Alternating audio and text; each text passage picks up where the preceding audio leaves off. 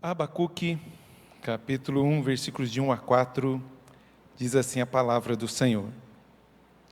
Sentença revelada ao profeta Abacuque. Até quando, Senhor? Clamarei eu, e tu não me escutarás? Gritar-te-ei violência, e não salvarás? Por que me mostras a iniquidade e me fazes ver a opressão? Pois a destruição e a violência estão diante de mim, há contendas e o litígio se suscita. Por essa causa, a lei se afrouxa e a justiça nunca se manifesta, porque o perverso cerca o justo, a justiça é torcida. Vamos orar? Senhor, obrigado pela Tua palavra, obrigado por esse momento. Tem misericórdia de nós, ó Pai. Que o Senhor abençoe as nossas vidas, abençoe cada casa, cada lar, que nós possamos compreender a Tua grandeza, em meio ao Santíssimo Deus, a tanto caos, tanta violência, tanto suborno, tanta corrupção. Ó Santíssimo Deus, que nós possamos entender e entendendo possamos viver de acordo com a Tua vontade. Nos instrua, ó Santíssimo Deus, nessa noite, que nós possamos ser tremendamente edificados pela Tua palavra. Oramos assim em nome de Jesus, o nosso Salvador. Amém. Glória a Deus. Queridos, você já se sentiu às vezes injustiçado? Você já se viu às vezes querendo questionar a Deus pela injustiça de ver as coisas acontecendo e não ver a solução?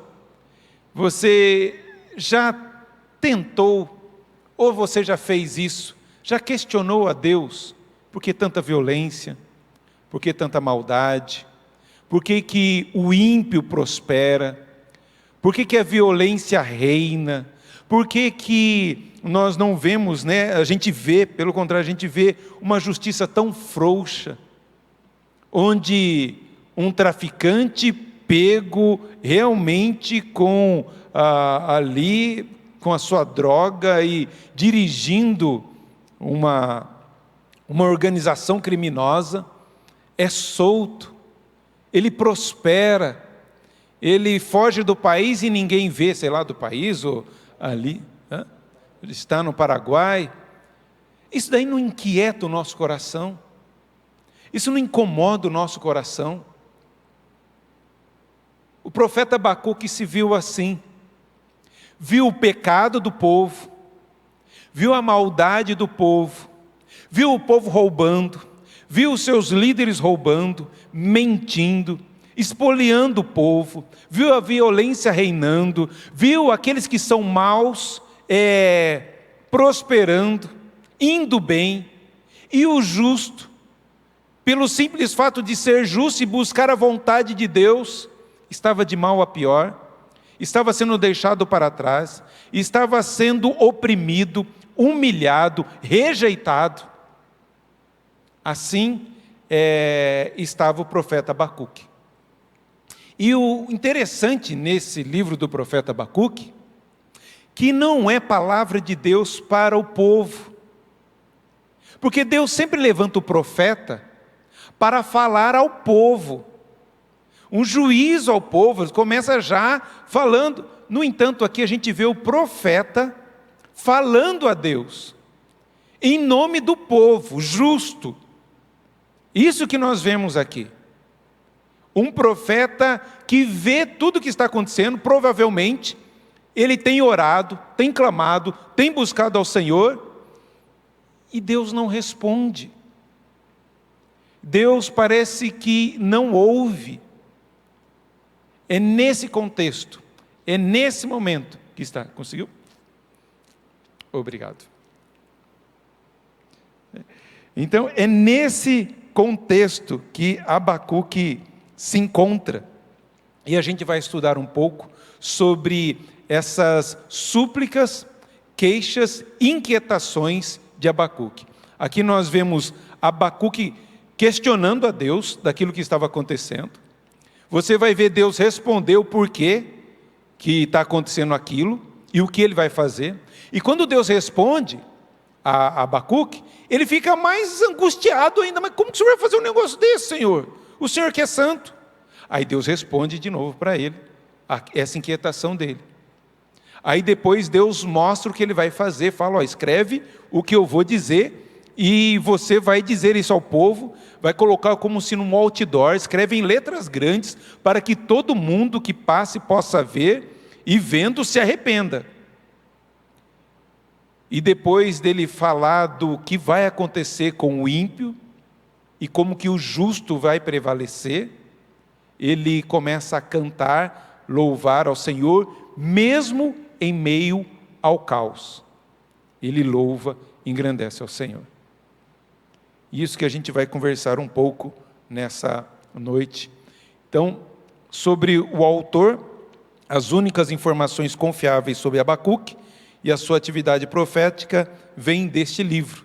Não se fala mais. Há lendas, em livros apócrifos, há referências de Abacuque. Um exemplo, no livro apócrifo de Bel e o Dragão, Abacuque é tirado de um lugar, levado por um anjo até a cova dos leões onde está Daniel, para dar de comer a Daniel. Isso é uma lenda, por isso é um livro apócrifo que conta um fato que não aconteceu.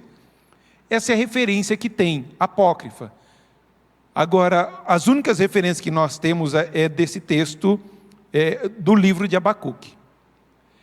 Há ainda, alguns dizem, por causa do nome dele, a gente vai ver, o nome está aqui, o significado do nome é incerto, pode estar ligado a uma palavra hebraica que possui o sentido de abraçar, e faz uma referência também a quando Eliseu se debruça sobre o filho ali da Sunamita, isso, Sunamita, isso, e se deita e...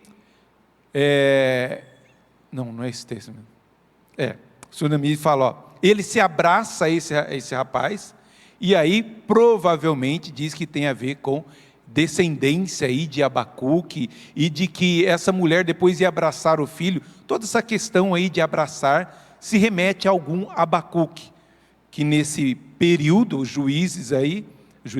dos reis, está aí vivenciando perto da destruição ali de Jerusalém. São muito fracas as referências de outro Abacuque dentro das Escrituras.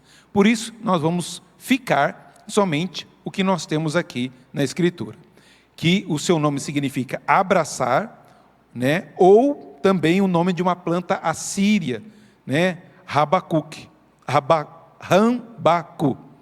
O primeiro pode se referir-se à sua proximidade com o Senhor, de estar abraçado, de ser íntimo do Senhor, e o último pode sugerir a influência da cultura assíria na sociedade judaica. Então já ali, influência daqueles povos que o cercavam já ali Jerusalém. Nós vemos também, além disso, dentro dessa questão, um teólogo, o C.F. Keil, sugere que Abacuque foi um levita em razão do Salmo do capítulo 3. No capítulo 3 é um cântico, e fala até com instrumento, ao mestre de canto, para instrumento de cordas. Então, provavelmente podia ser um levita e não um profeta, mas podia ser um profeta que compunha também poesias e cânticos, como havia reis que compunham salmos. Então, podia ser um levita em razão do Salmo do capítulo 3, com anotações musicais e referência a instrumentos. Apesar disso ser possível, não é necessário, já que tanto profetas quanto reis compuseram salmos, e Davi, pelo menos, foi musicista sem ser levita. Porque há algumas linhas que dizem que só podia ser salmista quem era levita, mas também nós vemos que reis também puderam compor hinos e cânticos para Israel. A data do livro, quando foi escrita, há uma referência aí no versículo de número 6, dos caldeus, que são os o autor chama de neobabilônico, porque eles estão começando o domínio completo. Até agora a Assíria está dominando toda essa região, mas agora está surgindo um grande exército babilônico, né, dos caldeus, que está tomando conta de tudo. Então, uma evidência objetiva da datação das atividades proféticas de Abacuque é encontrada em capítulo 1, versículo 6.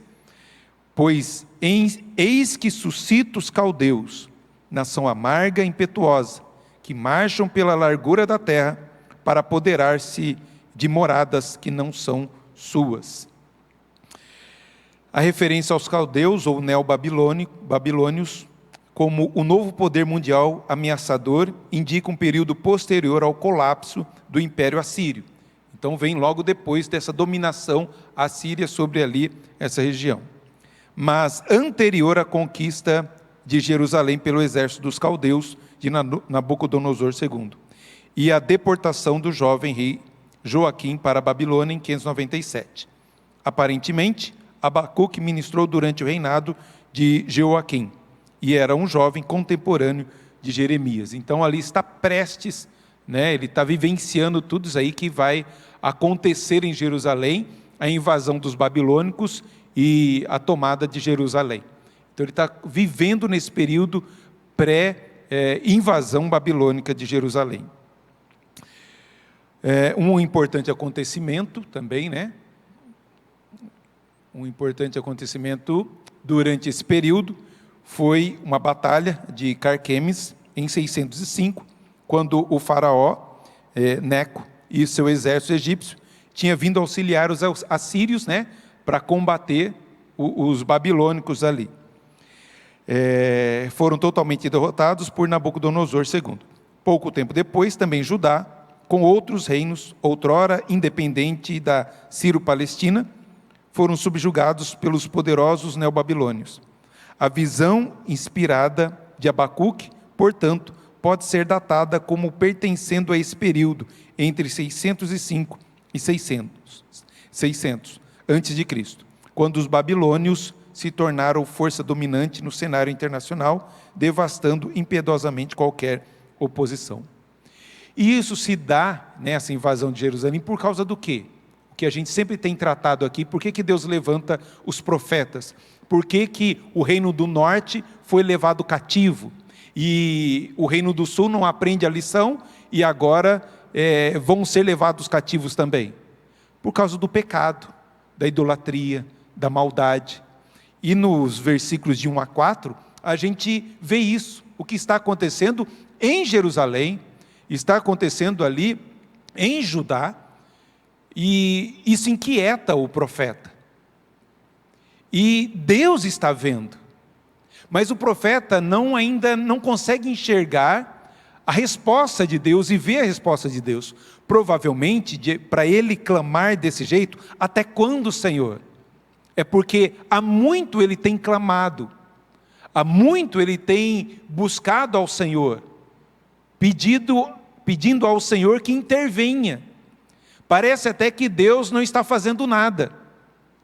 Mas a gente vê essa história, né? Os assírios, depois vem os babilônicos, tudo isso Deus está por detrás, comandando tudo, para que essa maldade cesse, acabe, termine.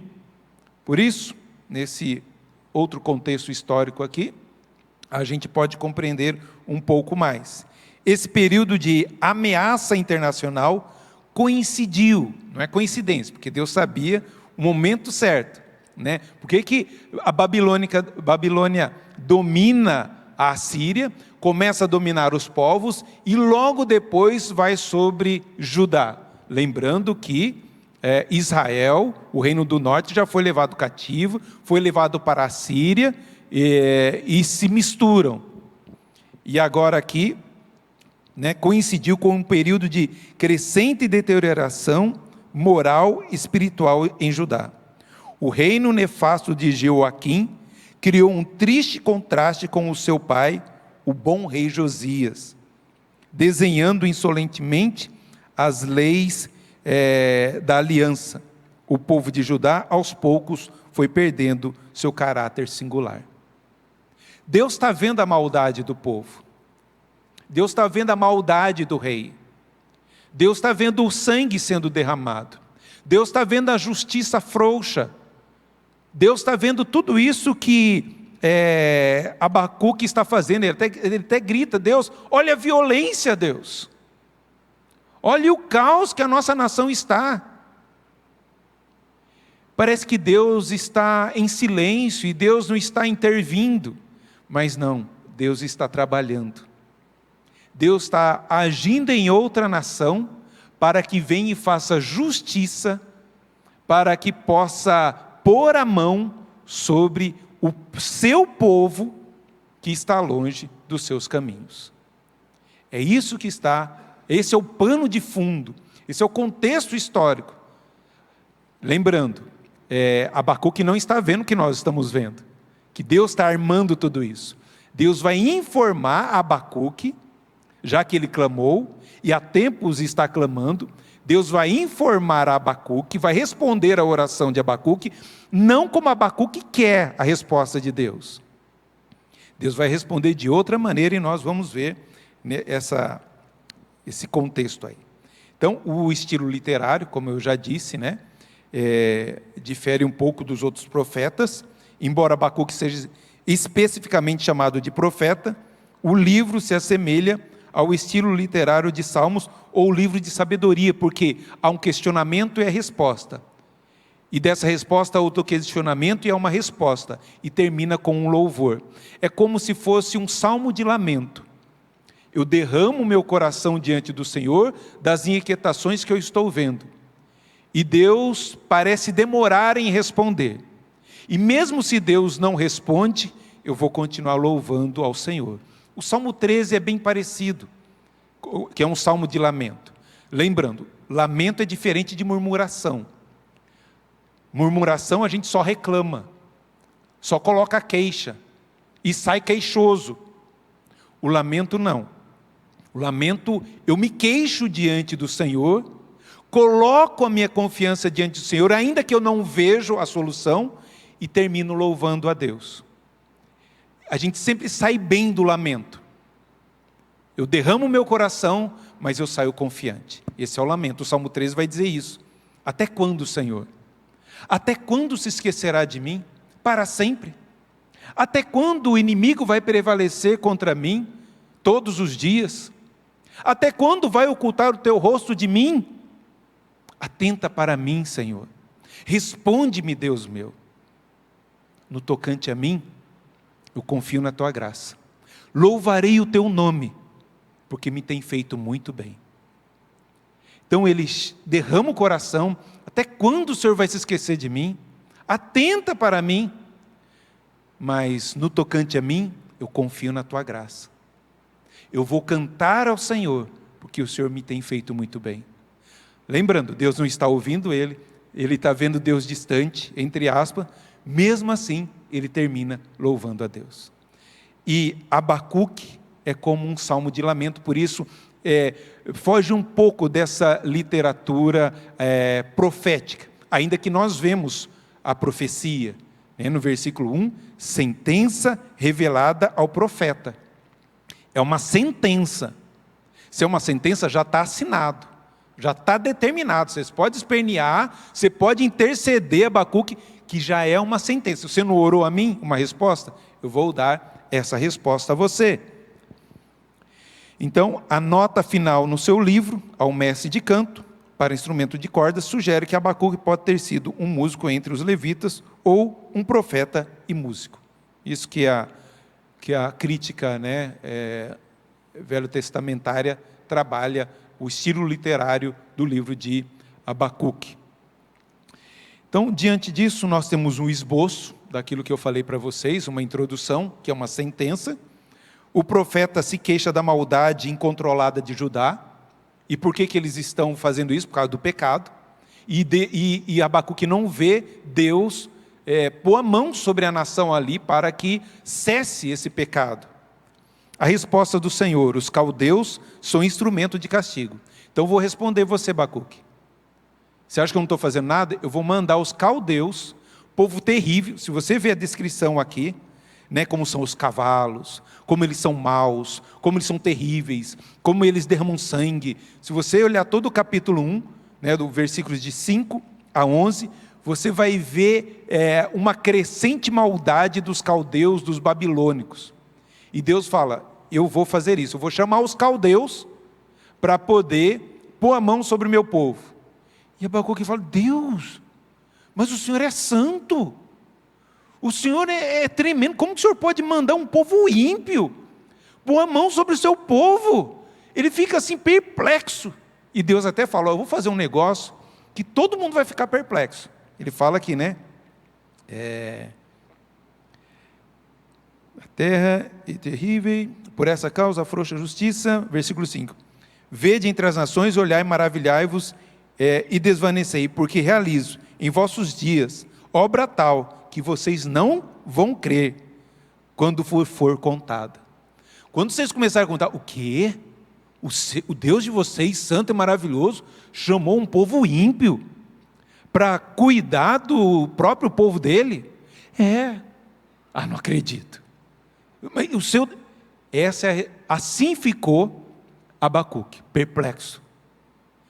Então, Deus fala que vai castigar o seu povo através dos caldeus. Aí vem um outro problema, os caldeus são mais perversos que os judeus. Como que o Senhor faz isso? Como que o Senhor permite e usa um mais perverso para punir o seu povo? A segunda resposta do Senhor, o propósito é certo, e a fé será recompensada. Eu vou destruir os maus, mas o justo vai viver por essa fé. Apesar do caos, o justo vai prevalecer. O justo vai estar diante de mim. Os ímpios não, eles vão perecer. Mas aquele que confia em mim, que tem fé em mim, vai prevalecer. E aí tem 5 castigos para esses iníquos, tanto para Judá, quanto para os caldeus. Deus não vai deixar de punir os caldeus. Então ele vai falar, 5 castigos para a iniquidade, quer judia, quer caldeia. Ganância, exploração dos mais humildes, a embriaguez, violência, idolatria. E aí ele vê uma visão do juízo divino, Deus pondo realmente a mão sobre aqueles que estavam fazendo mal. E aí ele começa a louvar, bendizer e glorificar ao Senhor. Esse é o contexto, o esboço desse livro maravilhoso. Um convite, senta, leia, é rapidinho, 3 capítulos curtos, 56 versículos, dá para ler assim, tranquilo, que a gente possa entender mais e mais. Então, qual é a mensagem desse livro para nós? O que nós podemos aprender aqui nesse livro? Primeiro, o capítulo 1 fala de uma sentença, um peso, uma mensagem difícil de ser entendida e mais difícil ainda de ser engolida. Nesse capítulo, o profeta encara as tensões de sua alma e expressa sem rodeios os dilemas que assaltam o seu coração. 2 grandes conflitos são vividos por Abacuque. O primeiro é o prevalecimento do mal, o aparente inação, Deus não está agindo, e demora de Deus. Suas orações não são respondidas com urgência que as endereçou ao céu. Rapidinho subiu ao céu, mas não vem a resposta do Senhor. E segundo é o segundo conflito é a resposta surpreendente da sua oração.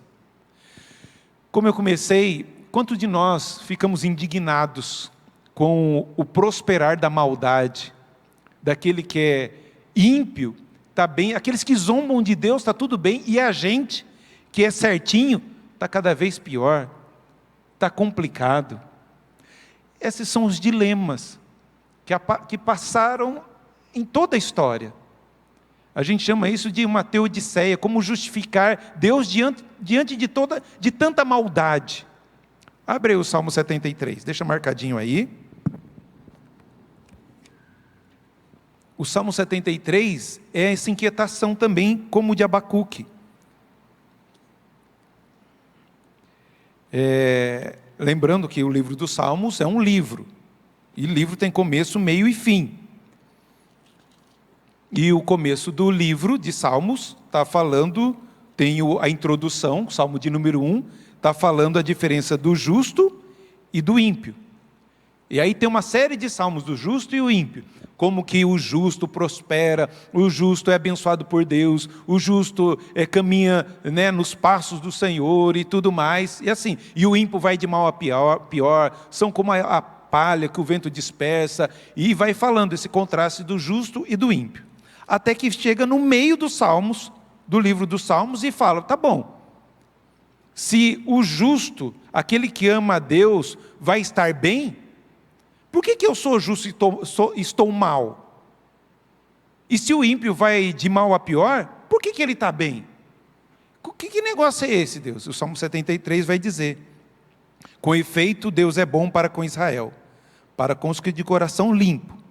Quanto a mim, porém, quase me resvalou o pé. Eu quase escorreguei. Por que eu quase escorreguei? Pouco faltou para que desviasse os meus passos, pois eu invejava os arrogantes, ao ver a prosperidade dos perversos. Para eles não há preocupação, o seu corpo é sadio e nédio, não partilham das canseiras dos mortais, nem são afligidos como os outros homens. Daí a soberba que os cinge como colar, e a violência que os envolve como manto. Os olhos saltam-lhe a gordura, falando que eles são, né, saudáveis. Ele começa porque ele começou a ver que o ímpio, o violento, aquele que fala, até ele fala aqui, eles falam mal do Senhor. Se eu pensar em alguma dessas palavras, o Senhor já colocaria a mão sobre mim. Mas olha lá os ímpios, ó, eles estão bem, está tudo bom com eles, está tudo bem com eles, ó, eles estão tranquilos. Agora eu, Senhor, estou passando aqui uma luta tremenda. Aí ele diz, né, ele fala que inutilmente, versículo 13, inutilmente conservei puro meu coração, para que eu ficar com o coração limpo se eu estou de mal a pior.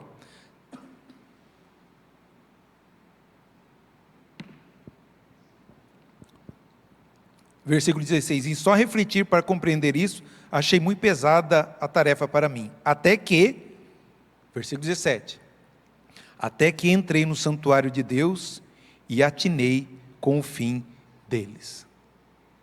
Eu quase escorreguei, porque eu estava invejando a arrogância, né, dos ímpios, até que eu vi o fim do ímpio, e vi o fim do justo.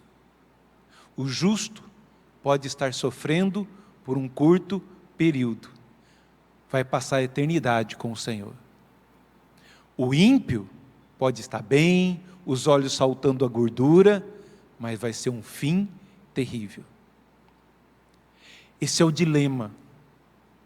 E o que nós temos que aprender nisso, que Deus está vendo. Deus não esqueceu da oração, voltando lá para Abacuque. Até quando, Senhor? Deus está vendo a aflição do justo. E ainda que eu tenha passado por lutas e tribulações, e ainda que a minha tribulação não termine, saiba que nós temos lugar certo diante do Senhor. Onde lá não há injustiça, onde não há violência, onde a justiça não afrouxa.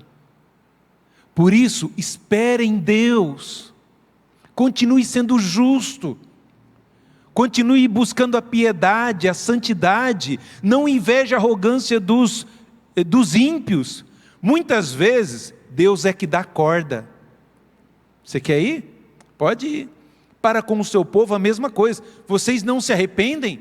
Eu deixo ir, para que a punição seja severa e não haja desculpa diante de mim. É isso que nós vemos nesse texto.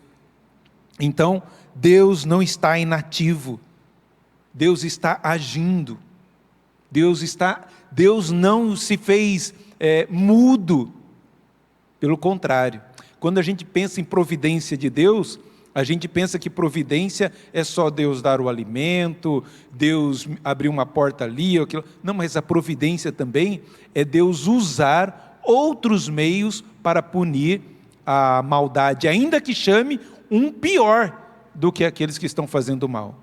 Para quê? Para que preserve o justo, porque o justo vai viver por fé, ainda que a situação esteja terrível. Lembrando, não foi só os ímpios, os pecadores, aqueles que estavam vivendo de maneira errada em Judá, que foram levados cativos. Homens honestos também. A gente vê Daniel e a sua família. Daniel tinha uma família. Provavelmente a família de Daniel ou ficou em Jerusalém, nas ruínas, ou foram mortos. Havia gente piedosa, e mesmo gente piedosa foi levado cativa. Para quê? Para ser bênção onde Deus colocou. Vivemos num mundo terrível de violência. O que cabe a nós é sermos bênção, sermos sal, sermos luz nesse mundo de tantas trevas, de tantas lutas, tantas tribulações. Então é o seu primeiro capítulo. O segundo capítulo, que nós vemos aqui, não tinha colocado lá. O segundo capítulo que nós vemos aqui fala de uma visão. Ele fala para escrever essa visão. Capítulo 2. Por-me-ei, olha só, Deus respondeu e ele clama de novo, agora ele vai se colocar de novo como em vigília para Deus responder. Capítulo 2 aí, na Bíblia. Por-me-ei na minha torre de vigia, colocar-me-ei sobre a fortaleza e vigiarei para ver o que Deus me dirá e que resposta eu terei da minha queixa. O Senhor me respondeu e disse: escreve a visão, grava sobre tábuas, para que a possa ler até quem passa correndo, porque a visão ainda está para cumprir-se, no tempo determinado, mas se apressa para o fim e não falhará. Se tardar, espera-o, porque certamente virá, não tardará. Eis o soberbo, sua alma não é reta nele, mas o justo viverá pela sua fé. Eu estou vendo o ímpio, eu estou vendo o justo. E o justo vai prevalecer, por causa da sua confiança em mim, da sua fé em mim. E ele vai prevalecer. Então escreve a visão que eu vou passar para você. E se você olhar aqui, tem os 5 ais que foi dito. Tanto para com Judá, tanto para com os babilônicos. Para Judá foi logo, imediato. Para a Babilônia, depois da deportação do povo, depois de 70 anos, que o povo volta para a sua terra, Deus vai destruindo aos poucos a Babilônia. Existe Babilônia hoje? Totalmente destruída. Hoje é chamada Iraque. Destruída. Nem tem o nome mais. Cumprindo-se a palavra do Senhor. Pode demorar para nós, mas de Deus o tempo certo. Como ele diz, porque a visão ainda está para cumprir-se, no tempo determinado, mas se apressa para o fim, não falhará. Se tardar, espera-o, porque certamente virá, não tardará. Assim é a volta de Cristo Jesus. Ao aumento da maldade. Todos os dias vemos nos telejornais, nós querendo ter uma vida justa, correta. O que é que me traz esperança em tudo isso? Que o Senhor um dia virá. Ele não vai tardar, no tempo certo, para cumprir o seu propósito. Então, o segundo capítulo fala de uma visão. O profeta deveria escrever a visão num outdoor para todos lerem. A visão que Deus revela anuncia que o soberbo vai perecer, mas o justo vai sobreviver à crise, pois ele viverá pela fé. Os caldeus, por pensarem que seu poder emanava de suas próprias mãos e de seus ídolos mudos, cairiam, sem jamais serem levantados, mas o povo de Deus, que vive pela fé, seria restaurado. E é isso que acontece. O povo volta para Jerusalém. E nesse meio de que nós estamos aqui em crise, lutas, tribulações, nós temos uma pátria, nós temos um lugar, nós estamos indo para lá. Eu não sei quando, mas eu tenho essa certeza, eu tenho essa fé em Deus, porque eu vivo por essa fé em Deus. Que nós possamos confiar no meio dessas crises todas nesse Deus tremendo. Terceiro capítulo, né? O terceiro capítulo fala de um cântico. O profeta que começa o livro chorando, termina cantando. Seu cântico não é em virtude da mudança, né, circunstancial. Circunstâncias continuam terríveis, mas a verdade de Deus encherá sua alma de esperança. Deus descortinará para o seu profeta o seu propósito, mostrar a ele sua soberania. Agora, em vez de questionar a Deus, Abacuque clama por avivamento e se alegra em Deus a despeito da situação. Abre aí a palavra do Senhor no capítulo 3, versículo 17. Um texto super conhecido. E por que ele canta isso? A situação não mudou, a situação está terrível. E olha só o que ele fala. Ainda que a figueira não floresça, nem haja fruto na vide, o produto da oliveira minta e os campos não produzam mantimento, as ovelhas sejam arrebatadas do aprisco, e nos currais não haja gado. Todavia, eu me alegro no Senhor, exulto no Deus da minha salvação. Apesar de eu não ter a comida, não ter a morada, não ter a vestimenta, ver tudo indo embora, porque aqui Jerusalém vai ser destruída. Todavia, eu me alegro em Deus. Por quê? Porque eu sei que Deus está no controle. Mas Deus, eu sou justo. Espere em mim. Eu sempre digo essa frase, né? O que são 30, 40, 60, 90, 100 anos de lutas, mas permanecendo firme diante do Senhor, para passarmos a eternidade na bonança, na graça, né? No céu do Senhor. Eternidade. Não troque uma coisinha tão pequena, né, por aquilo que Deus tem prometido para nós, a eternidade na presença dEle. O problema é que a gente fica atento somente às coisas daqui.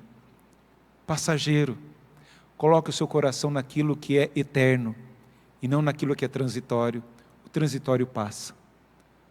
A gente vai passar por lutas, por enfermidades. Todavia, eu me alegro no Senhor. Isso é fé. Isso é verdadeira fé. Quem tem mais fé? Quem ora e é curado? Ou quem ora não é curado e permanece firme diante do Senhor? Porque andar com Deus quando tudo vai bem é fácil demais. Mas quando a luta vem, e permanecer fiel e cantar isso, todavia, eu me alegro no Senhor, exulto no Deus da minha salvação.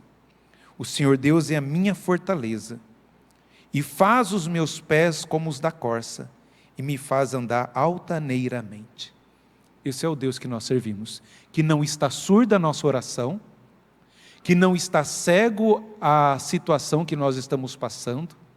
Ele responde muitas vezes não como nós queremos que Ele responda, mas Ele responde como Ele quer e da maneira que Ele quer, para que a glória dEle seja maior. E Ele responde e ainda, Ele sempre vai preservar o justo, que tem fé nele. Saiba disso. E que ainda que a situação não esteja favorável, todavia, eu me alegro no Senhor, confio no Deus da minha salvação. Para aplicar na nossa vida, hoje, quando o mundo ao nosso redor entra em colapso, ainda assim, podemos nos alegrar em Deus. O cristão é um otimista inveterado, pois a fonte da sua alegria não está nas circunstâncias, mas em Deus. O mundo pode ficar abalado, os montes podem se derreter e se lançar nas profundezas do mar. A natureza pode contorcer de dores, e terremotos fazer tremer os alicerces da terra. Mas, mesmo assim, o povo de Deus continua seguro. A seca pode fazer mirrar a semente debaixo da terra. O curral pode ser um deserto sem a presença das ovelhas. A vide pode estar vazia de frutos. E o mundo inteiro pode estar em colapso. Contudo, o povo de Deus, ainda assim, terá um alicerce firme debaixo dos pés. O povo de Deus ainda poderá se alegrar em Deus, seu Salvador. Amém? Que nós possamos nos alegrar em Deus, independente das circunstâncias. Eu não sei quais são as suas lutas, quais são as suas tribulações e quais são as suas alegrias. Em todas elas, nós temos um Salvador. Nós estamos seguros em Deus. Confie nele. O justo viverá por essa confiança, essa fé em Deus. Vamos orar? Pastor Jonas, podia orar, encerrando? André, o microfone.